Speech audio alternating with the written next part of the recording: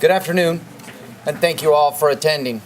This week has been one of the most difficult times throughout my law enforcement career. This department has lost a family member, Detective Jeremiah McKay. A wife lost her husband, children lost their father, and parents lost their son. We continue to pray for the recovery of Deputy Alex Collins, who sustained serious injuries, and the emotional toll for all involved has been immeasurable. The public and the media have taken advantage of analyzing these events after they unfolded, and we respect the process. However, members of law enforcement are required to conduct thorough investigations and document all of the facts relating to the incident. We understand the overwhelming desire to know what happened, and we value the public's confidence. We have nothing to hide, and we stand confident in our actions on that fateful day of February 12th. The bottom line is the deputy sheriffs of this department and the law enforcement officers from the surrounding area did an outstanding job. They ran into the line of fire, they were being shot at, and didn't turn around and retreat. They each upheld the oath that they swore when they earned their badge, and Christopher Dorner's reign of terror is over. The body found in the rubble has been positively confirmed as that of Christopher Dorner through the dental examination. The manhunt is officially over, and we can all begin the healing process.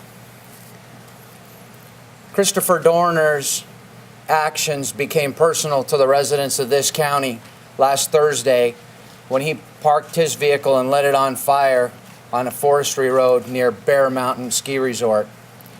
He then fled that vehicle, and we assembled a search team, and we looked throughout that entire area around the resort as well as Moon Ridge to try to find Christopher Dorner.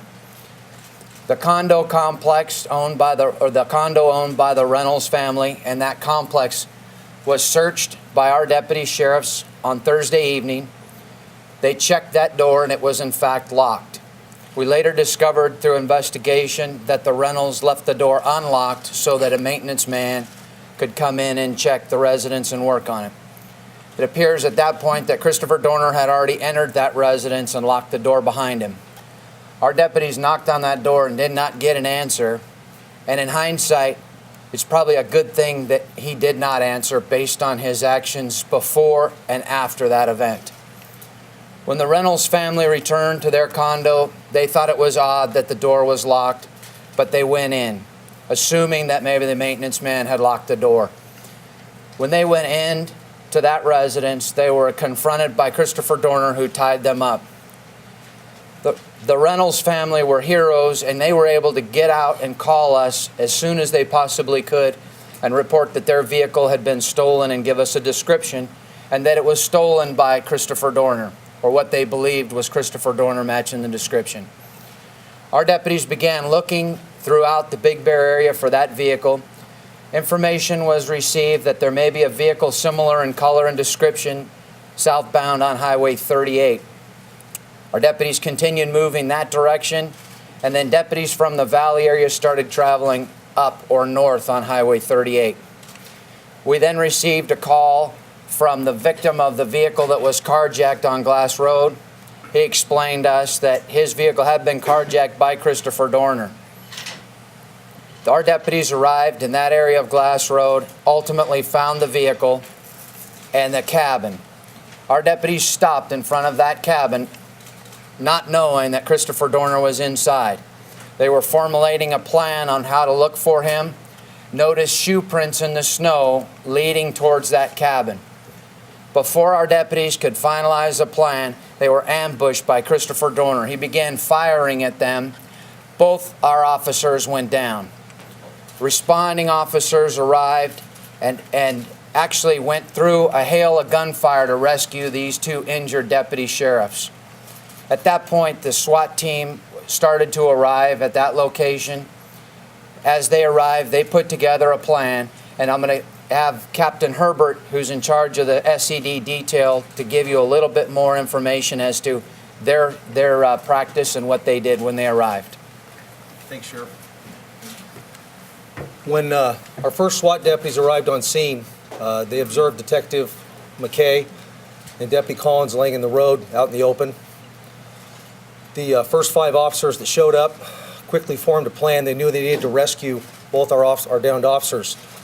So as they exchanged gunfire with the suspect in the cabin, trying to push him back so he couldn't keep shooting at him, they deployed smoke to put a smoke screen up and block the suspect's view of where the deputies were laying on the ground. They then raced out into the open, still under fire. He was firing through the smoke, and they managed to drag both the injured officers back to cover. At the same time, additional SWAT deputies were showing up on both sides of the scene. There was a team supervisor there that began giving orders, trying to set containment. However, every time they tried to move, Dorner was shooting at them. I arrived a short time later. There was bullets snapping through the trees as more of the SWAT deputies showed up. Eventually, we were able to get 2 sides of the cabin covered, and we were able to gain some advantage in with trading gunfire with him so that he quit shooting at us for a certain amount of time. As we started trying to get more deputies on the perimeter, he would start shooting at us again. We had to return fire to protect our deputies. We eventually got containment set on the house to ensure that he couldn't run away into the surrounding forest. The entire time we were there, when we would move, he would shoot at us. And so the officers were forced to take cover the entire time if they weren't returning fire. We elected to insert what's called cold gas into the cabin in an attempt to force his surrender. We used an allied agency's armored vehicle and deployed cold gas into the cabin. There was no response from the suspect, none, no movement. And we felt that based upon his behavior that he was laying in wait for us if we tried to enter the cabin, and there was going to be another gun battle, a very close quarters gun battle. So an entry on the cabin was not an option for the safety of our officers. We then made the decision to deploy pyrotechnic chemical agent, which is much more effective in saturating a structure and getting good saturation, a lot of gas, and hopefully to force Mr. Dorner to surrender or to come out. Prior to that, deploying the pyrotechnic gas, we used our tactical tractor and opened up several windows and walls of the house, the cabin, so that we could try to see inside and see if we could see Mr. Dorner and have some communication with him, or just to see what he was doing so we could try to get some tactical advantage. We did the porting around the cabin, opening up windows and walls, did not see anything. As we were doing the porting, Mr. Dorner was throwing smoke inside the cabin in an attempt to obscure our view into the cabin. I believe he threw 4, as I recall, during the sequence of events as we opened up the windows. The time came to insert the pyrotechnic chemical agent, and it was inserted at the southeast corner. We put the chemical agent in. As I watched the chemical agent disperse into the house, there was a good amount of saturation in the cabin, to the point where I saw it was put in basically at the southeast corner, and I saw it coming out through the north wall, which indicated to me, with my experience, that there was a lot of gas in there, and that should be able to force him out and hopefully surrender. He did not surrender. At some point thereafter, the Assistant Division Commander, Lieutenant Ginner, put out that a fire had started at the southeast corner. And I want one thing, before we put that pyrotechnic chemical agent in, we made numerous PA announcements identifying him by name, asking him to surrender, telling him who we were, and asking him to come out. And then the pyrotechnic chemical agent was inserted. As the fire continued to spread, when about probably a quarter of the cabin was on fire, we heard a distinct single gunshot come from inside the house, which was a much different sounding shot from the shots when he had been shooting at us, which indicated to me a different type of weapon was fired. The fire continued to spread throughout the cabin, eventually consumed the entire cabin to the point where it was no longer a standing structure. As the fire continued to burn, Numerous rounds of live ammunition started detonating inside the house repeatedly, round after round after round, which created danger for our deputies as well, because those can come outside and hurt somebody if you're not under cover. Eventually, the cabin was consumed by fire to the point that it, again, wasn't a standing structure anymore. The live ammunition had quit detonating, and the fire department was allowed to come in and cool what was remaining at the cabin. And then eventually the SWAT deputies were pulled back, and the scene was turned over to our homicide investigators. Sheriff. Thank you, Captain Herbert. You'll see there's a number of items here on the table that were recovered as a part of our investigation. Sergeant Travis Newport from our Homicide Division will explain those items. Thanks, Sheriff.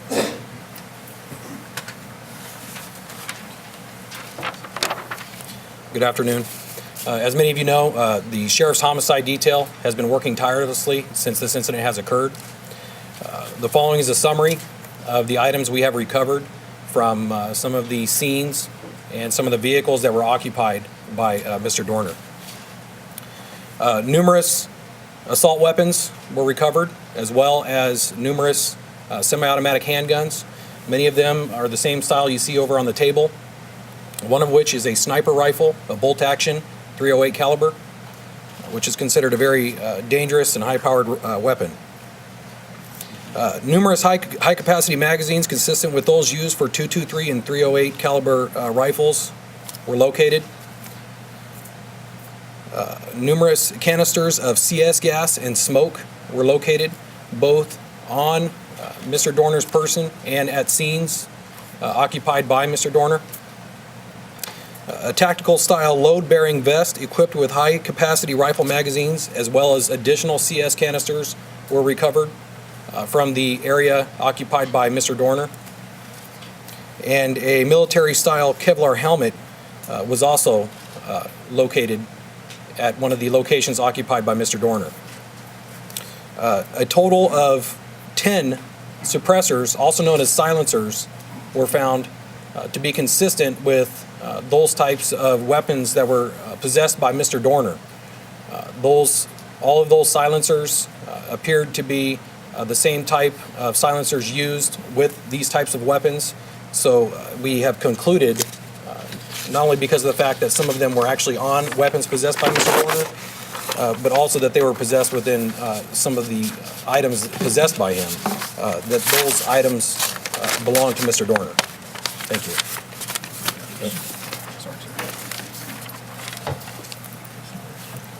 The autopsy of Mr. Dorner was conducted by the Riverside County Coroner's Division, and Captain Kevin Lacey will get up and speak to the results of the autopsy.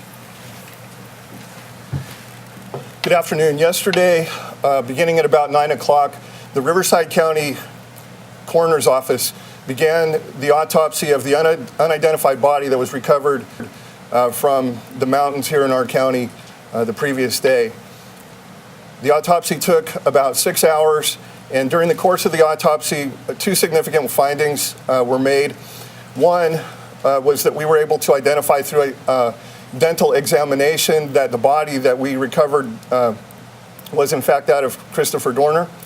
The second important finding that was made was something that we have not been talking about yet, and that is the cause of death.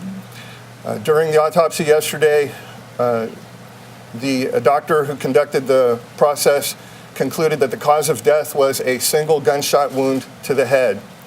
We are not at this point ready to speak about the manner of death and tell you whether or not that it was as a result of a self-inflicted wound or another round. We will tell you that while we are still compiling the information and putting our reports together, the information that we have right now seems to indicate that the wound that took Christopher Dorner's life was self-inflicted.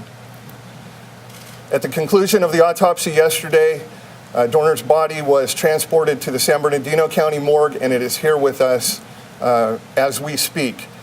We believe it may be released today or over the weekend, and that information will be available through other means. We will not be talking about where we release it.